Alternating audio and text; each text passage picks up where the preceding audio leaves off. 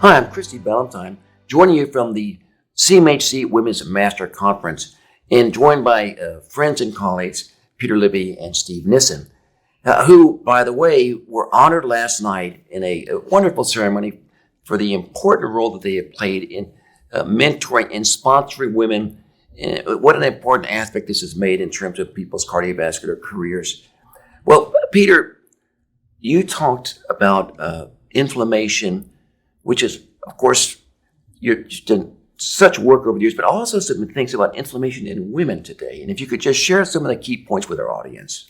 Yeah, well, first of all, let's all agree that LDL is the primary goal for prevention in atherosclerosis. But unfortunately, even when the LDL is subterranean, at least during the time scale of most of our studies, most of our patients' longevity, there's residual risk.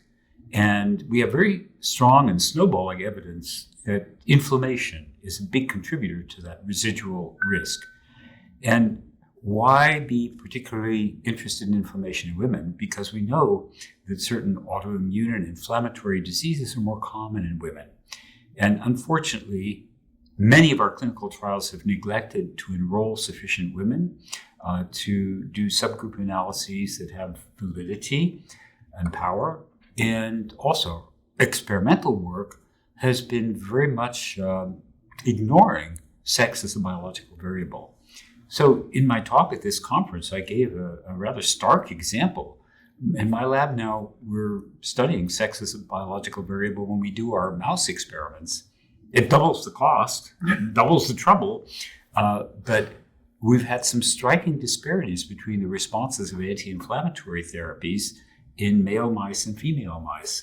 And so that's a wake-up call that we really have to, number one, include more women in our clinical trials, include women in the leadership of our clinical trials. And one of the reasons that was cited for Steve Nissen's recognition last night as a mentor and sponsor of women was that you go to great lengths to include women in the leadership of trials.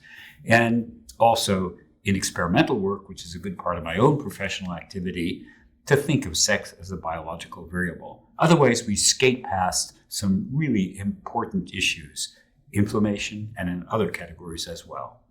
Yeah, and Peter, you mentioned also not only the work that you've done in CRP as an important marker for inflammation in both men and women, but some exciting new work that you've been doing in the area of CHIP. And just for me, a quick comment about that to our audience. Well, you've been an early contributor to the area as well. So CHIP stands for clonal hematopoiesis of indeterminate potential.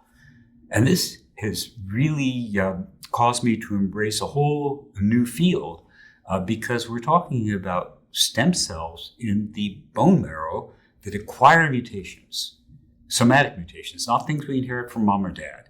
The wear and tear of life, exposure to cosmic rays and environmental pollutants and other mutagens can cause our stem cells to get mutations. Now, the vast majority of those mutations are silent, but some are in driver genes, known driver genes for leukemia, for hematologic malignancies. And the people who were studying that found indeed, if you have some cells that are swimming around in your peripheral blood, leukocytes in your peripheral blood that bear these mutations, that you have an increased risk of accumulating other mutations and developing acute leukemia. You have to have about 3 of these mutations in the same clone in order to develop acute leukemia. But when they did the math about a decade ago, they said, whoa, we can't explain total mortality based on the transition to leukemia.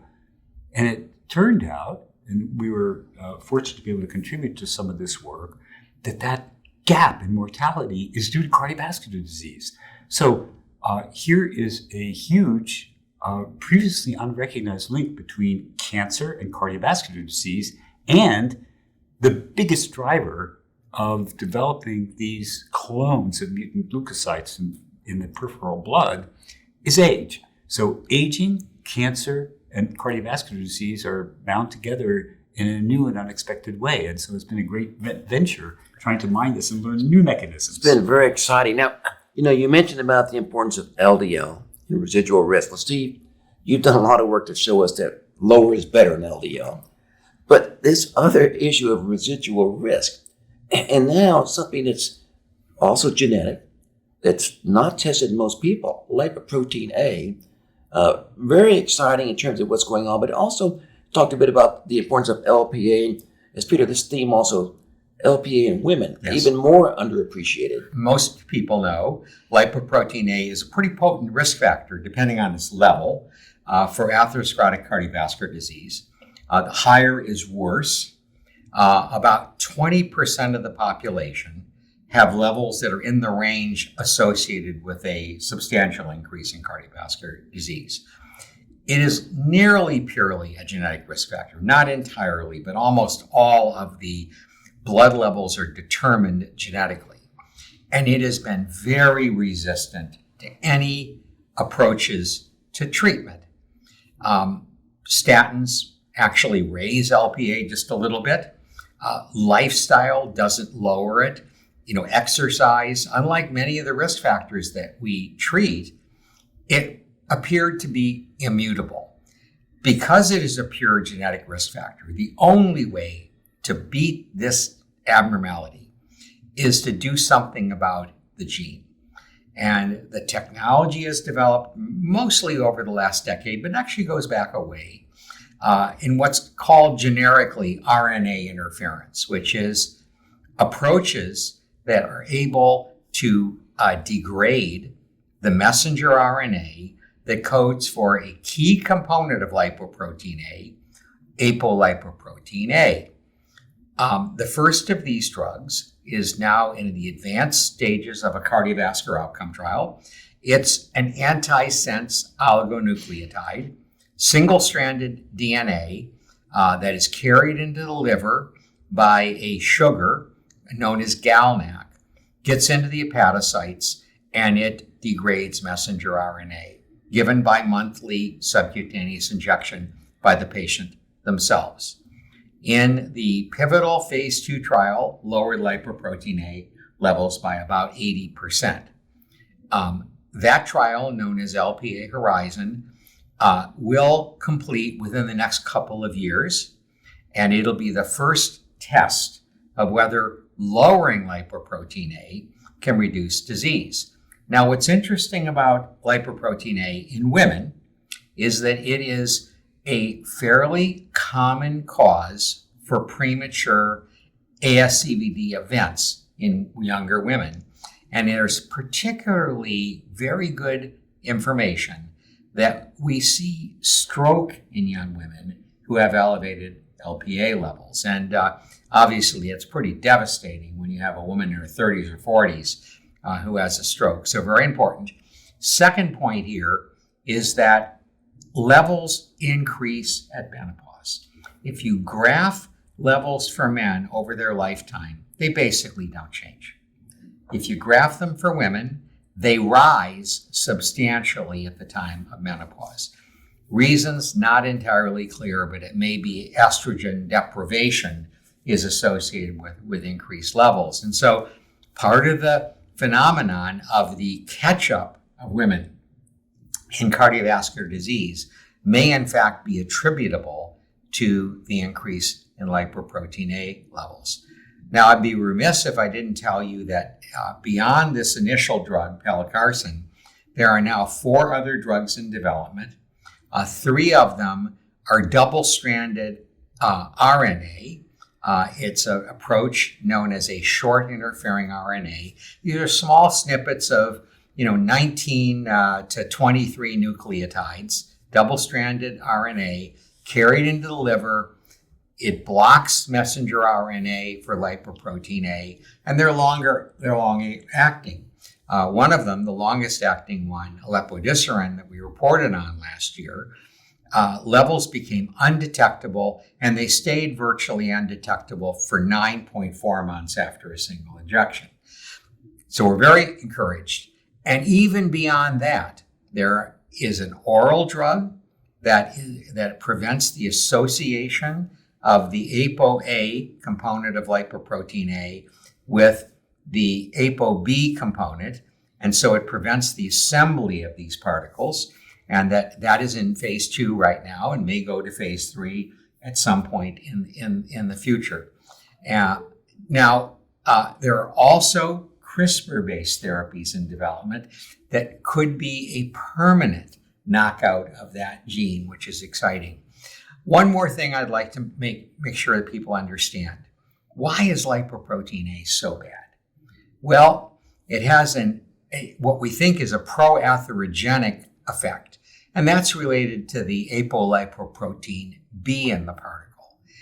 It has the ApoA component, which is associated with ApoB, and the ApoA component we think is prothrombotic. It has an analogous structure to plasminogen, and there is some pretty good evidence that it is prothrombotic. Well, we talk about atherosclerotic disease as an atherothrombotic disease. And here you have a single particle that does both. It's both proatherogenic and prothrombotic, and that may be why it is so noxious. So, Steve, could I just add a couple of things for clinicians? Yeah. One is that there's also an association with aortic stenosis. Yes. So this may be a new target for aortic stenosis, which is really a growth industry at the time of aging of our population. It's an extremely important point. And the other thing is that since this risk factor is primarily genetically determined, Afro-Americans bear a disproportionate burden of this particular risk factor. So the third message is that since it's genetically determined, I think it's very important for us to all measure Lp(a) in everyone once in life today. Yes. Not because we have the therapy in hand, although we're optimistic that we will have it in hand, but because we can do cascade screening. SIBs and offspring should be screened because we are going to know that they have to have particular attention to lifestyle and other preventive measures because they bear this risk factor. That's a great point, Peter. And we just published an updated guidance as a scientific statement for the National Lipid Association, just to clarify, because many of you may be getting nanograms or milligrams per deciliter, but so 30 milligrams per deciliter, your lab flip will say that that's high, and it's less than 30 is desirable. Over 50, we consider to be high risk. And for nanomoles, that would be 75, less than that desirable. Over 125 is high risk. And some of the people in the trials are even higher numbers. Yes. With this. But there is this gray zone, and Steve, you mentioned that, for example, a woman who has a level that might have been 45 milligrams or 100 nanomoles when she was 30, when she's 60, may have a much higher level. Yes. So worth rechecking. Well, look, and one other final thing is, I think the story of the oxidized phospholipids might also be tying LPA to inflammation. Yeah. So yeah. It's really so exciting to be at this meeting, and obviously a lot going on in terms of very new areas in terms of the residual risk. Very important in terms of women's cardiovascular health. We've joined you from CMHC Women's Masterclass. Hope that you can attend in the future. We hope to see you in Boston in October.